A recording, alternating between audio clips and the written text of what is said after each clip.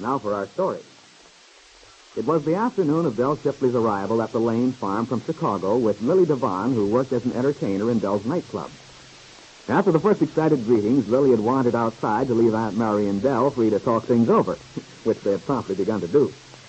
Aunt Mary was particularly anxious to hear about Lisa Fenner, the young dancer she'd sent to Del in Chicago. She had a feeling that Lisa's troubles were connected with Wakefield in some way, and wondered if Del had any news to add. And so she'd been quite disappointed when Del Shipley said, I'm sorry, Mary, but the way it looks to me, I don't see how Lisa's story could have any connection whatsoever with anything around here. I see. Well, you're probably right, Del. You'd know by now. I guess this is one time my feminine intuition failed me. I did have such a strong feeling about it. Oh, don't take it too much to heart, Mary.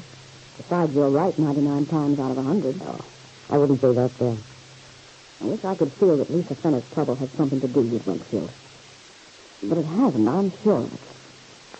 God, sometimes it's so hard to get an idea like that out of your mind. But I suppose there's no use talking about it anymore, Del. I'm for sure. Mary, when we talked on the telephone the last few times, you seemed to have something else on your mind. I mean, besides this about Lisa Fenner. I did, Del. It's an idea I've been developing for some time. I thought you might be able or willing to help me out on it. Well, tell me. I'm always interested in your scheme. Yes, I know you are, Del. That's why I'm coming to you with it. It's about the young people here in Wakefield. We've been having quite a problem with them. You have? How come, Mary? Well, you see, Del, those youngsters have no place to go. I mean to dance and have a little fun. A place where they can get together with young people their own age. I thought the high school threw dances and affairs for the kids. Oh, they do. Every so often. But that's not enough. Why, there are weeks and weeks when nothing particular goes on to interest the teenagers. And there's no place for them to go. That's why there's the word. So what do they do with themselves? They must go somewhere. That's the trouble. They've been going to these roadhouses outside of town. We have several of them scattered around. I see. And I guess you feel those places are hardly the thing for kids that age. A lot of drinking and... That's just it, Del. They aren't good for the youngsters. And yet, you can't blame them. They want to dance and have a good time. And if we don't provide the sort of place they should have, it's our responsibility. Sure. It's too bad. If you could get something started right here in Wakefield... That was exactly my idea. And that's where you come in, Del. Me? You've had so much experience with things like that. You know just how to get such a place started. How to arrange everything. Well, yeah, I know all that stuff, but... Well, I might as well come out with it, Del. I know how you talked about being tired of the nightclub business in Chicago, and what I hoped was that you'd consider helping us get underway. Establish a place for the young people which would be the right kind. We could have music, street box maybe. That's what they call them, isn't it? Yeah. Maybe a soft drink bar. Oh, it would be wonderful, Del. And you're just the right person. It would be a good chance for you, too, and a change. Running that nightclub of yours is such a responsibility. This might seem almost like a vacation. Yeah. I admit I've complained about being fed up. I do get tired, what with all the pressure of things there in Chicago. I know. And it would be good for you to get away. I've talked to the manager of the hotel here. He's willing to turn over this big banquet hall. It would be just the thing, with a little renovating. Oh, I'm sure all that could be worked out. But even so, Mary, well, I'm a businesswoman, you know. I don't see where the money would come from with a spot like that. You don't want to charge the kids very much. You can't. Oh, no, of course not. Oh, I have to think of that side of it, too, you know. I've got a living to make. Worth luck. I realize that, Del. Well, perhaps I'm not very practical about these things, but I thought there might be some way. You see, well, there'd be quite a lot of overhead. You couldn't expect the kids to be satisfied with just a jukebox. That wouldn't keep them away from the roadhouses. They want a real hot swing orchestra. Well, couldn't one be brought down from the city?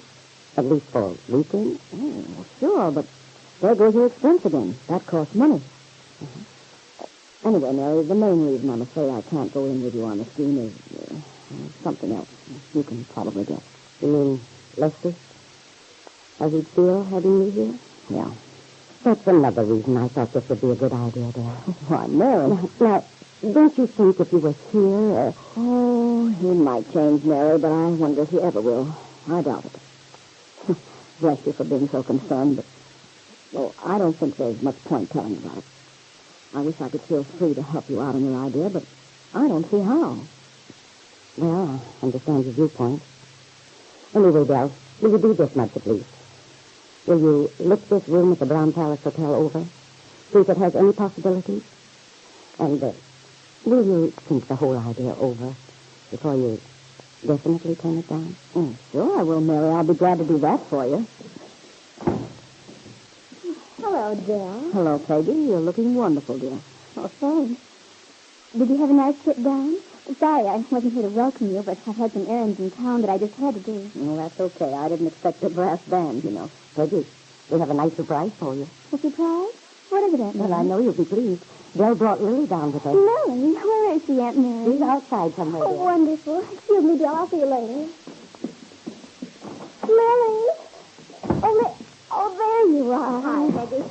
I saw you drive in. Oh, Lily, this is a wonderful surprise for me. Oh, golly, it's been ages, hasn't it? Yeah, it sure has. Kid, I'm glad to see you. Oh, Lily, you're looking swell. More beautiful than ever. Let's sit down here on the steps, shall we? Or we can go up to my room together. Oh, this is fine. I'm turning into a regular fresh air fiend. Oh, sugar, you look terrific. Do I? Yeah. You turned into quite a gal. Oh, it's probably just the contrast. Last time I saw you, I wasn't feeling any too cheerful. No, you seem to have come through okay, kid. Oh, I guess a person can get over practically anything if he really wants to. That reminds me, Lily. How's Lisa? Lisa? Well, she's not exactly flying. You mean she still is unhappy as she was? Well, she's not going to win any prizes for Chicago's happiest girl. Oh, that's too bad. Yeah, I hope that when she got back to working, she'd feel better. Yeah, I know. Well, I'll say this much. Lisa really tried to make her go with it. Especially for Aunt Mary's sake. You sound as if you don't think she's succeeded. Well, she's lots better than she was at first. I wonder if she ever saw her husband. She used to talk about him quite a lot. Lansdowne, his name is. Yeah. She saw him. She did? Well, what happened? Oh, let's not talk about Lisa now. It's a long story. And anyway, I'm much more interested in what's been happening to you. Well, I have some rather important news. At least it's important to me. Mm-hmm. And it's important to me, too. I don't know whether it'll surprise you or not, but, well, at least I'm going to be married. Peggy. Well, that's wonderful. I'm awfully glad for you. Thanks, Lily. So Bill Meade finally got his divorce. But, Lily, I'm not... Bill's not the one I'm going to marry. He's not? Well, then who are you? I'm going to marry Nicholas Stone. Nicholas Stone? Oh, yes. Lisa mentioned something about a writer named Dorn, but I didn't take it seriously. Just the same, it is serious. Because I'm going to marry Nicholas very soon. As Mary came to the front door then, summoned the girls in for a cup of tea, so the subject of Peggy's wedding was dropped for the time being. But both of them knew there was much more to be said whenever the opportunity came. What had happened to Peggy, Lily wondered. She felt sure her friend was still in love with Bill Meade, and, well, if she did love him, why was she planning to marry someone else? Well, she'd find out the next time they talked.